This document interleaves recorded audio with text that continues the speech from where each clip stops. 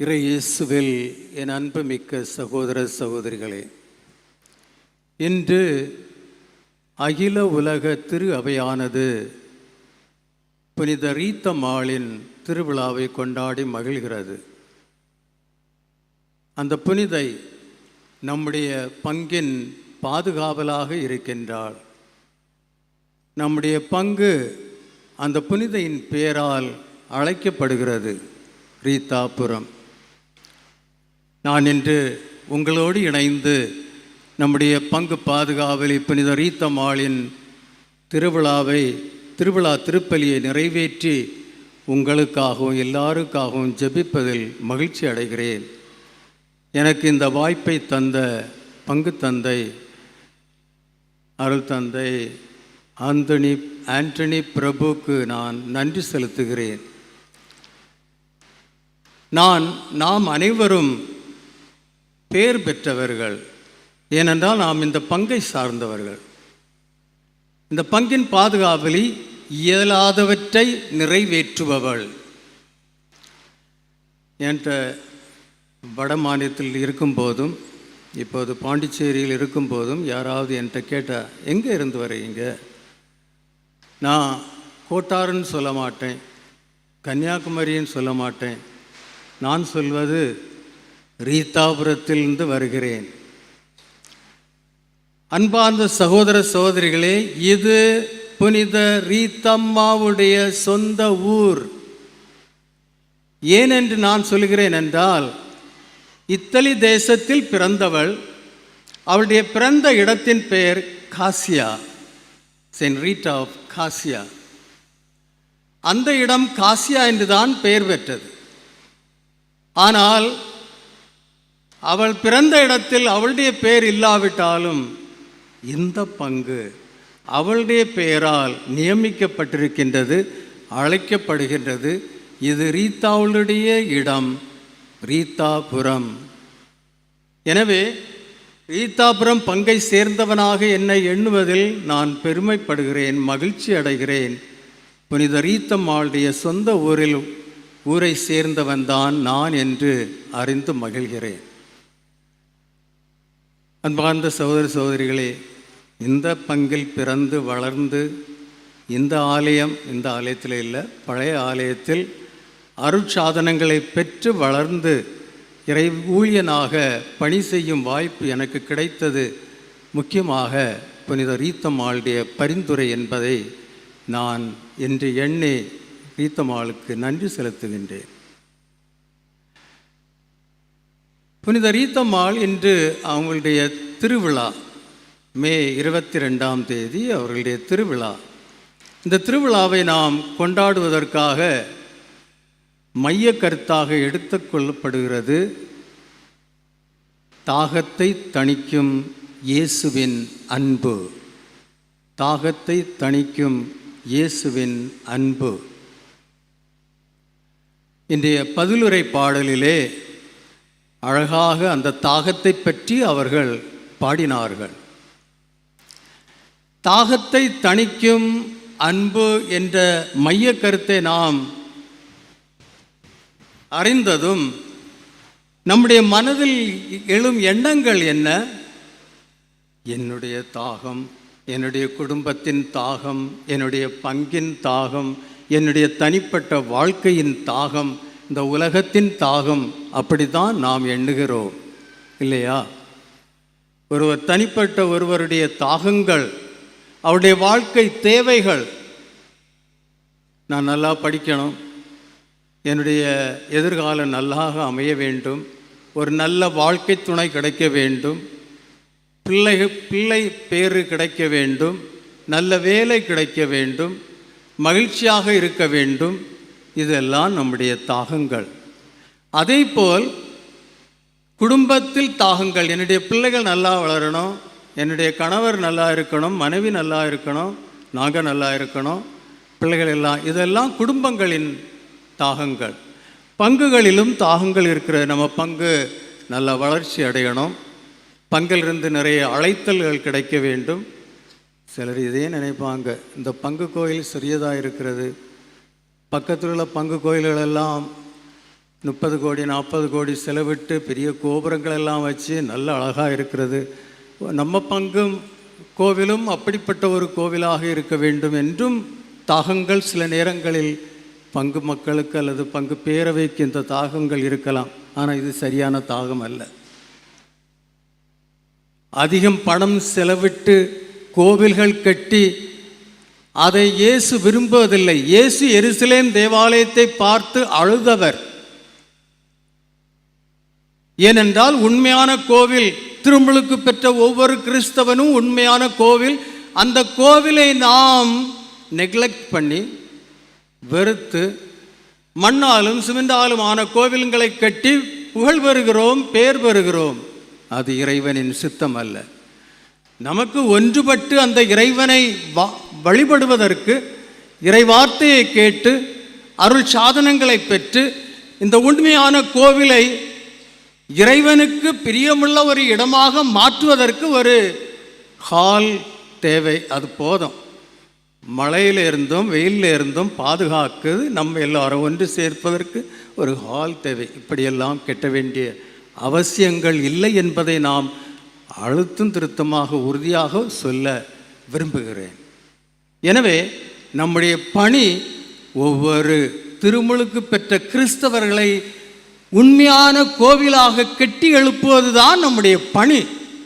இன்று இந்த மக்கள் புனித ரீத்தம்மாளை தங்களுடைய பாதுகாவலாக ஏற்றுக்கொண்டு தங்களுடைய இடத்தை அவளுடைய பெயரால் ரீத்தாபுரம் என்று அழைத்து அவளுடைய வாழ்க்கையை பற்றி சிந்தித்து தியானித்து வாழ்வதற்கு முன்வருகிறார்கள்.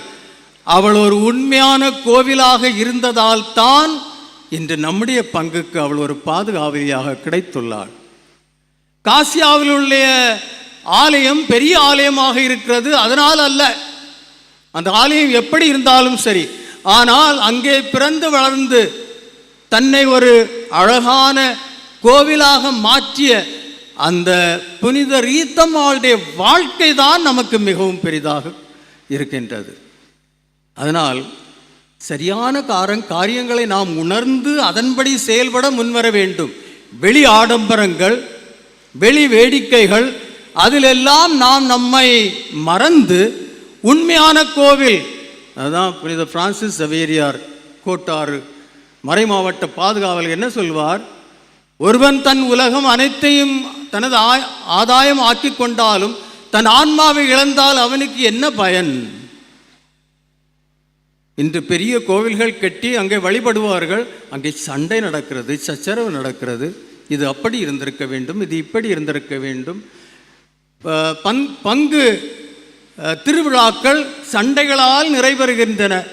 தேர் அங்கோடி கொண்டு போக வேண்டும், தேர் இப்படி ஜோடிக்க வேண்டும், அந்த ப்ரோக்ராம் வைக்க வேண்டும், இந்த ப்ரோக்ராம் வைக்க வேண்டும். அங்கே அந்த பங்கு நம்பிக்கையாளர்களின் சமுதாயமான அந்த பங்கு பிளவுபட்டு பிரிக்கப்பட்டு அந்த நிலையில் அந்த பங்கு சாத்தானின் அடிமையான பங்காக மாறுகிறது. எனவே இன்று நான் உங்களுடைய கவனத்தை நம்முடைய பங்கு பாதுகாவலை புனித ரீத்தம்மாளுடைய வாழ்க்கையில் நான் கொண்டு வர விரும்புகிறேன். தாகத்தை தணிக்கும் இயேசுவின் அன்பு. நாம் அனைவரும் தாகமாக இருக்கின்றோம். ஆனால் நம்முடைய இயேசு நமக்காக இந்த உலகத்தில் பிறந்து நம்மை போன்று வளர்ந்து நமக்காக பாடுபட்டு சிலுவையில் நமக்காக தன் உயிரை கொடுத்து உயிர்த்த இயேசுவும் தாகமாக இருக்கின்றார். அதை யாராவது அறிவாங்களா? அவரும் தாகமாக இருக்கின்றார். நம் ஒவ்வொருவருக்காகவும் தாகமாக இருக்கின்றார். சிலுவையிலிருந்து இயேசு என்ன சொன்னார்? என்ன சொன்னார்? நான் தாகமாக இருக்கின்றேன். நம்முடைய தாகங்களை தணிக்கும் இயேசுவின் அன்பு நமக்கு கிடைக்க நாம் அவரை வேண்டுகின்றோம். அவருடைய தாகத்தை தணிக்கும் நம்முடைய நற்செய்தியின்படியுள்ள வாழ்க்கை அவருக்கு தேவைப்படுகிறது. அவருடைய தாகத்தை நாம் நம்முடைய வாழ்க்கையால் தான் தணிக்க முடியும்.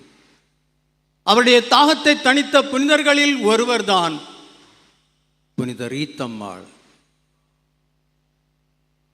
தன்னை பற்றி அவள் ஒருபோதும் கவலைப்பட்டதில்லை. பிறருக்காக வாழ்ந்தவள், தன் கணவனுக்காக வாழ்ந்தவள், தன் பிள்ளைகளுக்காக வாழ்ந்தவள், தன்னை முற்றிலும் துறந்து ஒரு துறவியாக மக்களுக்காக வாழ்ந்தவள். புனித ரீத்தம்மாளுடைய மேன்மையை பற்றி நான் சிந்திக்கும் போது என்ன நினைக்கிறேன், அவள் ஒரு நல்ல மகளாக இருந்தாள், வாழ்க்கை நடத்தினாள். அவள் ஒரு உண்மையான அன்பான மனைவியாக வாழ்க்கை நடத்தினாள். அவள் ஒரு எல்லாவற்றையும் தியாகம் செய்யும், பிள்ளைகளுக்காகவும் கணவனுக்காகவும் தியாகம் செய்யும் ஒரு தாயாக வாழ்க்கை நடத்தினாள். அவள் விதவையாகவும் வாழ்க்கை நடத்தினாள்.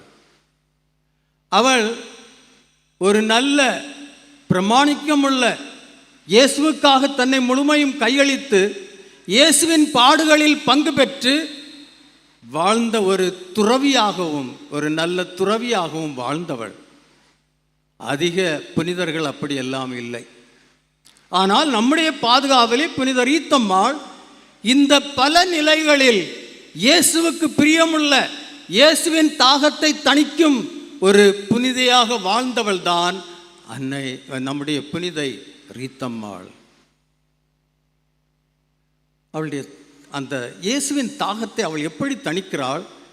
அந்த தணிப்பதன் மூலம் அவளுடைய வாழ்க்கையின் தியாகம், அவளுடைய வாழ்க்கையின் தாகம் எப்படி தணிக்கப்படுகிறது என்பதை நாம் உணர வேண்டும். சில வருடங்களுக்கு முன் நான் ஒரு தடவை நம்ம பழைய கோவில் இருந்த சமயத்தில், இது புதிய கோவில், பழைய ஆலயம் இருந்த சமயத்தில் நான் இங்கே ஒரு நாள் விடுமுறைக்கு வந்திருந்தேன், ஏதோ ஒரு ப்ரோக்ராமுக்கு வந்திருந்தேன். அந்த ப்ரோக்ராம் முடிந்து மறுநாள் நான் இங்கே இருந்தபோது காலையில் இங்கே நம்முடைய ஆலயத்தில் திருப்பலி ஆற்ற வந்திருந்தேன். என் அம்மாவும் அந்த திருப்பலியில் பங்கு கொண்டிருந்தார்கள்.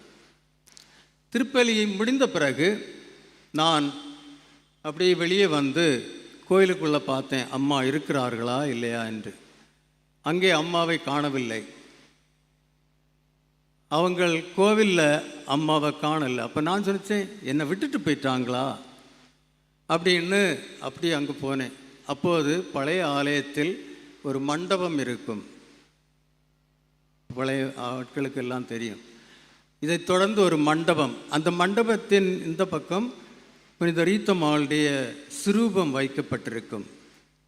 இப்போ நாங்கள் மண்டபத்தில் நம்ம வெளியில் இருந்து பார்க்கலாம். அப்படி போகிற சமயத்தில் அங்கே பார்க்கும் போது நான் பார்த்த காட்சி, என்னுடைய அம்மா அந்த ரீத்தம்மாள் சுரூபத்தின் முன்னால் நின்று ஜெபித்து கொண்டிருக்கின்றாள். அவள் ஜெபித்து கொண்டிருக்கின்ற போது அவளுடைய கண்களில் இருந்து கண்ணீர் வடிகின்றன. நான் பார்த்து நினைச்சேன், ஏன் இப்போ அழுதுட்டு இருக்கிறாங்க, எவ்வளோ மகிழ்ச்சியாக இருக்கணும்.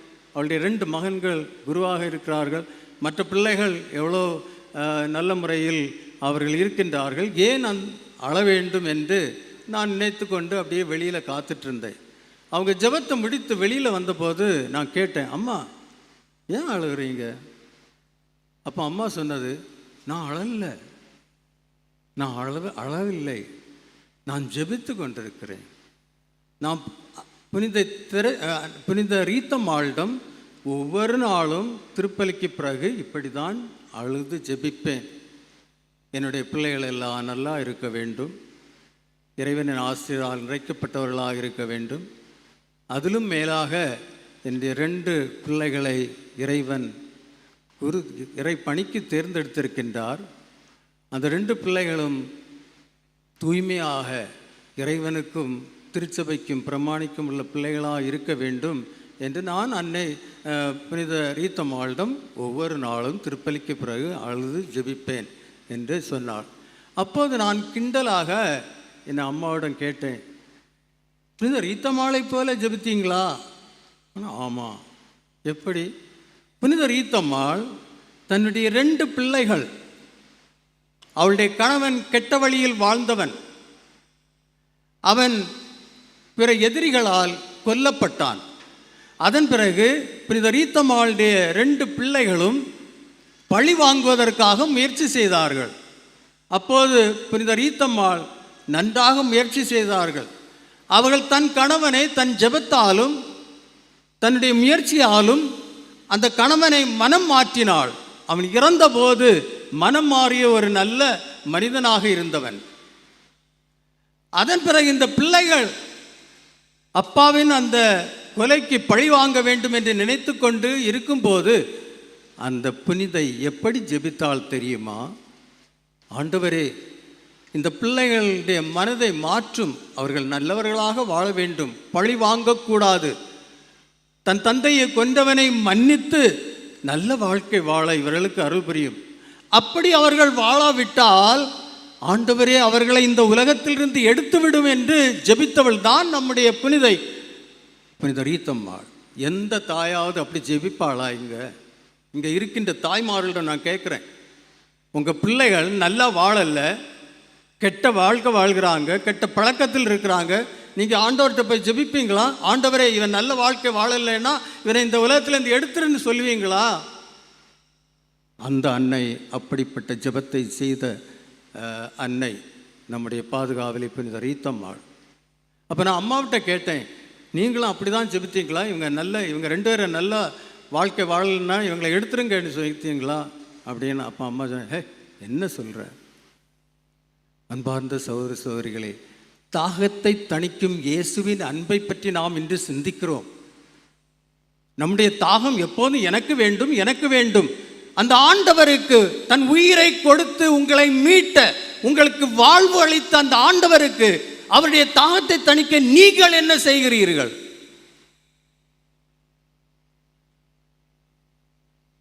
புனித ரீத்தம்மாளின் திருவிழாவை கொண்டாடுகிறீர்கள். தன் வாழ்க்கையால் இறைவனின் தாகத்தை தணித்தவள். அவளுடைய ஊரில் உள்ள மக்கள், அவளுடைய பாதுகாவலில் வாழும் மக்கள் அவளைப் போல் வாழ வேண்டாமா? மக்கள் வாழ்கிறார்கள். சில வருடங்களுக்கு பின்னால் வட மாநிலத்தில், ஒரிசா மாநிலத்தில் கந்தமால் என்ற இடத்தில் கிறிஸ்தவர்கள் துன்புறுத்தப்பட்டார்கள். ஆண்டோ அக்கரா என்பவர் ஒரு எழுத்தாளர். அவர் தன்னுடைய 5வது புத்தகத்தில் இந்த நிகழ்ச்சியை அவர் அங்கே பதிவு செய்கிறார். அவர் என்ன சொல்கிறார் தெரியுமா? அவருடைய கண்களால் பார்த்த காட்சி. அங்கே கிறிஸ்தவர்கள் துன்புறுத்தப்படும் போது கிறிஸ்தவர்கள் கொல்லப்பட்டார்கள். சில ஃபண்டமெண்டலிஸ்ட் குரூப்ஸ்னால கொல்லப்பட்டார்கள். அந்த நேரத்தில் ஒரு கிராமத்து, படிப்பறிவில்லாத ஒரு கிராமத்து பெண், அவளுடைய கணவரை அவர்கள் பிடித்து அங்கே அவனை தரையில் போட்டுவிட்டு அந்த பெண்ணிடம் அவர்கள் சொல்கிறார்கள், நீ இயேசுவை பழித்து பேசு, எங்களுடைய தெய்வங்களை வழிபட முன்வா, அப்போது உன் கணவரை நாங்கள் விடுதலை செய்து விடுவோம், அவனுக்கு நல்ல வாழ்க்கை கிடைக்கும் என்று சொல்கிறார்கள். ஆனால் அந்த கிராமத்து படிப்பறிவில்லாத பெண்மணி என்ன சொன்னால் தெரியுமா? என்னுடைய இயேசு உயிர்த்த ஆண்டவர், அவர் என் கணவருக்கு நிலை வாழ்வு அளிப்பார் என்பது என்னுடைய நம்பிக்கை. அப்படியே சொல்லிக் கொண்டிருக்கிறார். அவளுடைய கண் முன்னால் அந்த கொலைகாரர்கள் அவளுடைய கணவரை உயிரோடு துண்டு துண்டாக வெட்டி அங்கே கொல்கிறார்கள். முதல் வெட்டு போடும்போது அந்த பெண்மணியிடம் சொல்கிறார்கள், உன் இயேசுவை பழி, எங்கள் தெய்வத்தை வழிபடு. ஆனால் அவள் கடைசி துண்டு வெட்டும் வரை என்ன சொன்னாள்? என்னுடைய இயேசு உயிர்த்த ஆண்டவர், அவருக்கு எல்லாம் முடியும், அவர் என் கணவருக்கு நிலை வாழ்வு அளிப்பார் என்று தன்னுடைய நம்பிக்கைக்கு சாட்சி கொடுத்தவள், இயேசுவின் தாகத்தை தணித்தவள். அப்படிப்பட்ட நம்பிக்கை இங்கே இருக்கிறதா? என்னுடைய பிறந்த ஊர், நான் வளர்ந்த ஊர், அந்த ஊர் மக்களிடம் நான் கேட்கும் ஒரு கேள்வி, அப்படிப்பட்ட ஒரு நம்பிக்கை இந்த பங்கில் இருக்கிறதா? அப்படிப்பட்ட பாதுகாவலியின் அரவணைப்பில் வாழும் மக்கள் அந்த பாதுகாவலியின் வாழ்க்கையை பற்றி தியானித்து அதன்படி தன் வாழ்க்கையை மாற்றுபவர்களாக இருக்கின்றீர்களா? இந்த பங்கு பாதுகாவலி, அவளுடைய பட்டம் என்ன? இயலாதவத்தை நிறைவு செய்பவள், அப்படித்தானே? The patroness of the impossible. God alone can do the impossible. not anyone else. இறைவனுக்கு மட்டும்தான் இயலாதவற்றை நிறைவு செய்ய முடியும், மற்ற யாருக்கும் முடியாது. அப்ப இவங்களை ஏன் இயலாதவற்றை நிறைவு செய்யும் புனிதர் என்று அழைக்கின்றீர்கள்? ஏனென்றால் இவள் தன் வாழ்க்கையை துறந்து இயேசுவோடு இணைந்து இயேசுவின் அன்பின் பிணைப்பில் வாழ்ந்து இயேசுவோடு ஒன்றாக வாழ்ந்தவள். அதனால் தான் அந்த இயேசுவின் அந்த ஆவியாரின் வல்லமையை பெற்று இயலாதவற்றை நிறைவேற்றி கொடுக்கும் ஒரு புனிதையாக மாறினாள்.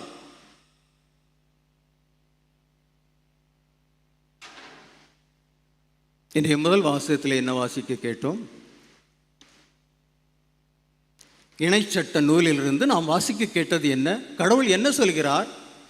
தேர்ந்தெடுக்கப்பட்ட மக்கள் இஸ்ராயேல் இனத்தினர், அவர்களை பற்றி கடவுள் என்ன சொல்கிறார்? தேர்ந்தெடுக்கப்படும் போது நீங்கள் எல்லா மக்களை விட திரளானவர்கள், ஆதிக்கம் பெற்றவர்கள். அந்த நிலையில் நான் உங்களை தேர்ந்தெடுக்கவில்லை. எல்லா மக்கள் என்றும் சிறுவர்களாக இருந்தவர்கள். அதனால் தான் உங்களை தேர்ந்தெடுத்தேன், உங்களுக்கு அன்பு செய்தேன் என்று இறைவன் சொல்கிறார். இயேசு என்ன சொல்கிறார்?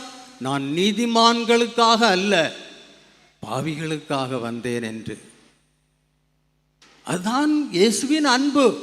அந்த அன்பை நாம் சுவைக்க வேண்டும். அந்த அன்பு தான் நம்முடைய தாகங்களை தணிக்க முடியும். ஆனால் எப்படிப்பட்ட தாகம்? ஒரு திருமுழுக்கு பெற்ற கிறிஸ்தவன் உண்மையிலே இயேசுவின் கோவிலாக இருக்க வேண்டும். இயேசு அங்கே குடிகொள்ள வேண்டும். அவருக்கு அங்கே குடிகொள்ள முடிகிறதா? நாம் இயேசுவை போன்று அன்பு செய்கிறோமா? இயேசு நம்மிடம் கேட்ட ஒரே ஒரு வேண்டுகோள், அவரை பின்பற்றி கிறிஸ்தவ வாழ்க்கை வாழும், திருமுழுக்கு பெற்று கிறிஸ்தவ வாழ்க்கை வாழும் மக்களிடம் அவர் கேட்ட ஒரே ஒரு வேண்டுகோள். என்ன வேண்டுகோள்? நான் உங்களை அன்பு செய்வது போல் நீங்களும் ஒருவரை ஒருவர் அன்பு செய்யுங்கள். அது நடக்குதா? இங்க உங்க குடும்பத்தில் அது நடக்குதா? ஒருவரை ஒருவர் அன்பு செய்யுங்கள். எப்படி? நான் உங்களை அன்பு செய்தது போல். அன்பார்ந்த சகோதர சகோதரிகளே, ஒரு கிறிஸ்தவனாக வாழ்வது அது ஒருபோதும் முடியாது. பேரளவில் தான் நாம் கிறிஸ்தவர்களாக இருக்கின்றோம். நம்முடைய முன்னாள் திருத்தந்தை பிரான்சிஸ் எப்போதும் சொல்வார், எனக்கு கிறிஸ்தவர்கள் வேண்டாம், ஏனென்றால் அவர்கள் பேரளவில் கிறிஸ்தவர்களாக இருக்கிறார்கள். எனக்கு மிஷனரி சீடர்ஸ் தேவைப்படுகிறார்கள். இயேசுவோடு ஒன்றித்திருந்து அவர் சொல்வதை கேட்டு தங்கள் வாழ்க்கையை இறை வார்த்தையின்படி மாற்றி அதன்படி வாழ்பவர்கள் தான் உண்மையான கிறிஸ்தவர்கள். இயேசுவை போன்று பிறரை அன்பு செய்து வாழ்பவர்கள் தான் கிறிஸ்தவர்கள், வேற யாரும் இல்லை. அவர்கள் தான் புனித ரீத்தம்மாளின் பிள்ளைகளாக இருக்க முடியும். இல்லாமல் இருந்தால் நீங்கள் அப்படி வாழலைன்னா ரீத்தம்மாள் ஆண்டவர்கிட்ட என்ன சொல்வா? இந்த பிள்ளை என்னுடைய பாதுகாவல் பங்கில் உள்ள இவள் இப்படி வாழல் ஆண்டவரே, இவரை எடுத்து விடும் ஆண்டவரே. அப்படி தான் அவன் உண்மையே ஜெபம் செய்வான். ஆனால் நம்ம இதை அறிய வேண்டும். கிறிஸ்தவரை போன்று அன்பு செய்வது எப்படிப்பட்ட அன்பு தெரியுமா? கிறிஸ்தவம் அது ஒரு மதம் என்று சொல்ல முடியாது, அது ஒரு வாழ்க்கை. இயேசுவை போல் வாழ்வதுதான் கிறிஸ்தவ வாழ்க்கை. பிற மதங்களோடு இதை இணைக்க முடியாது. This is a unique way of love. Varanasi என்ற மறை மாவட்டம், உத்தரப்பிரதேசத்தில் உள்ள வாரணாசி என்ற மறை மாவட்டத்தில் அருள் தந்தை வினீத் டிசூசா, நான் அவரை நன்றாக அறிவேன். நாங்கள் ஒன்றுபட்டு நற்செய்தி அறிவிப்பு பணியில் ஈடுபட்டவர்கள். 2 மாதங்களுக்கு முன்னால் அவர் தன்னுடைய சொற்பொழிவில் அவர் என்ன சொன்னார்? கிறிஸ்தவ மதம் பிற மதங்களைப் போல் அல்ல. கிறிஸ்தவ மதம் இயேசுவின் படிப்பினை, இயேசுவின் நற்செய்தி இஸ் யுனிக். அப்படி சொன்னதற்காக அவர் மேல் ஆக்ஷன் எடுக்கப்பட்டது. எஃப்ஐஆர் பதிவு செய்யப்பட்டது.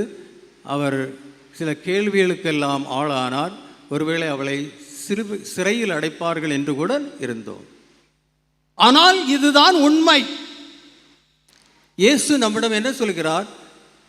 யோவான் நற்செய்தி அதிகாரம் 13 34 வசனம். அதில் என்ன சொல்கிறார்? தன் சீடர்களின் பாதங்களை கழுவி விட்டு அவர் அவரிடம் என்ன சொல்கிறார்? நான் உங்களுக்கு ஒரு புதிய கட்டளையை கொடுக்கிறேன். நான் உங்களுக்கு ஒரு புதிய கட்டளையை கொடுக்கிறேன். நீர் ஒருவர் ஒருவருக்கு அன்பு செய்வது போல் நான் உங்களை அன்பு செய்வது போல் நீங்களும் ஒருவர் ஒருவருக்கு அன்பு செய்யுங்கள் என்ற ஒரு புதிய கட்டளையை கொடுக்கிறார். அதன் பிறகு நானே திராட்சை செடி, நீங்கள் அதன் கிளைகள் என்ற யோவானுடைய நற்செய்தி 15ஆம் அதிகாரம் 12ஆம் வசனத்தில் இயேசு என்ன சொல்கிறார்? இது என் கட்டளை, இது புதிய கட்டளை, இந்த புதிய கட்டளை என்னுடைய கட்டளை. This is my commandment. This is a new commandment. வேற யாராலும் இது சொல்லல. எல்லா மதமும் மக்களுக்கு அன்பு செய்ய கற்றுக் கொடுக்கிறார்கள். ஆனால் இயேசுவின் படிப்பினைகள் அல்லது கிறிஸ்தவ மதம் அன்பு செய்ய கற்றுக் கொடுக்கவில்லை.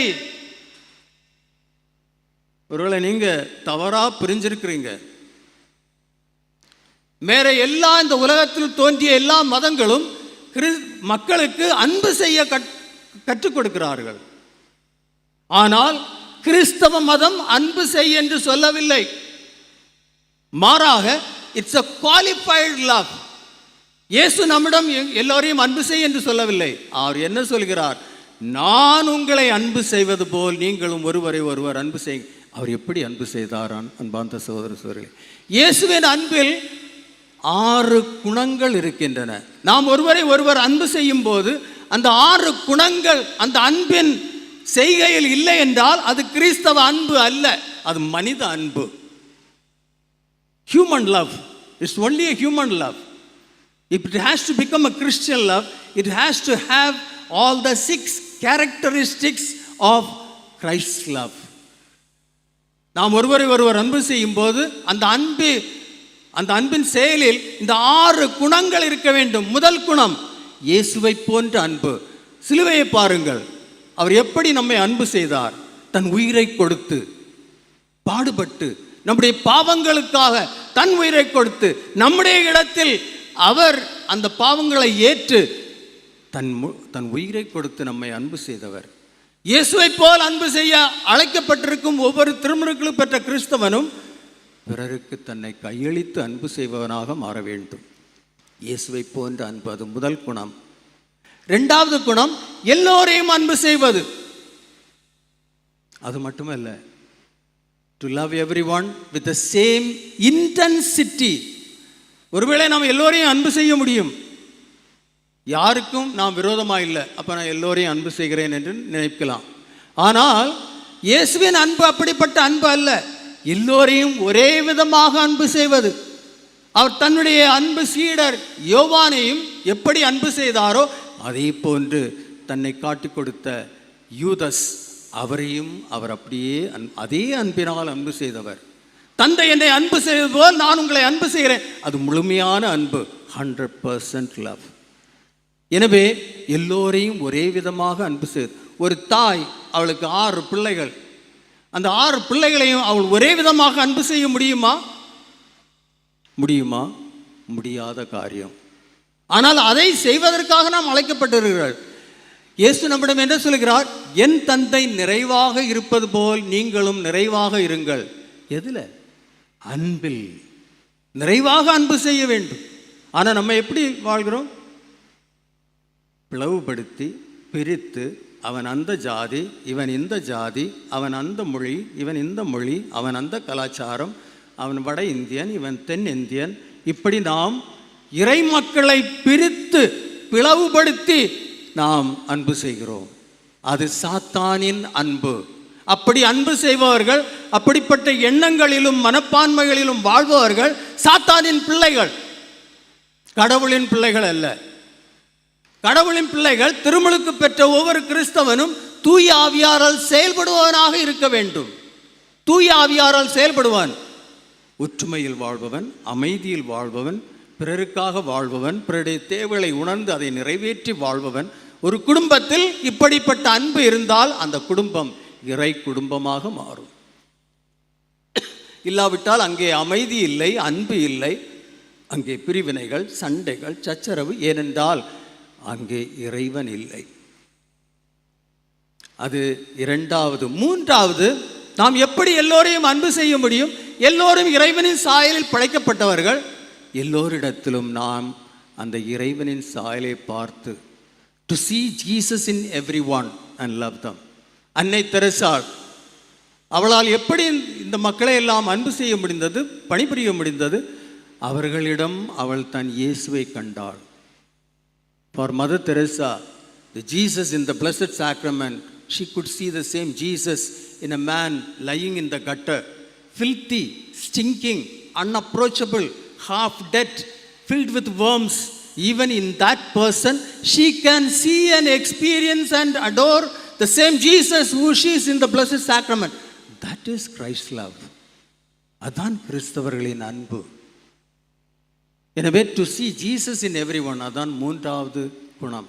நான்காவது குணம், be the first to love. அன்பில் முதல் படியை எடுப்பவன் நானாக இருக்க வேண்டும். இயேசு முதல் படியை எடுத்தார் நம்மை அன்பு செய்ய.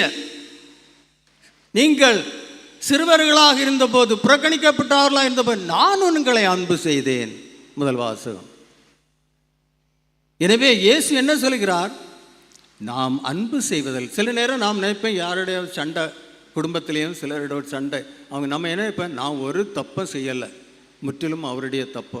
அவர் நினைத்து என்னிடம் வந்து மன்னிப்பு கேட்கணும், அப்போது நான் அது மனித அன்பு.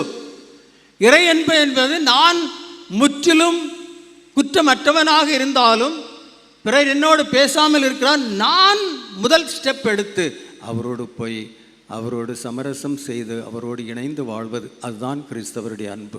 To take the first step to love. ஐந்தாவது, to be one with the person you love. Identification. நாம் யாரை அன்பு செய்கிறோமோ அவர்களோடு ஒன்றாய் மாறுவது. கிறிஸ்து என்னை அன்பு செய்து என்னோடு ஒன்றாய் இருக்கிறார். கிறிஸ்தவ அன்பினால் திருமுழுக்கு பெற்ற கிறிஸ்தவன் பிறரை அன்பு செய்யும் போது அவரோடு அவன் ஒன்றாக இருக்க வேண்டும். அதுதான் கிறிஸ்தவ அன்பு. கடைசியாக தியாக அன்பு.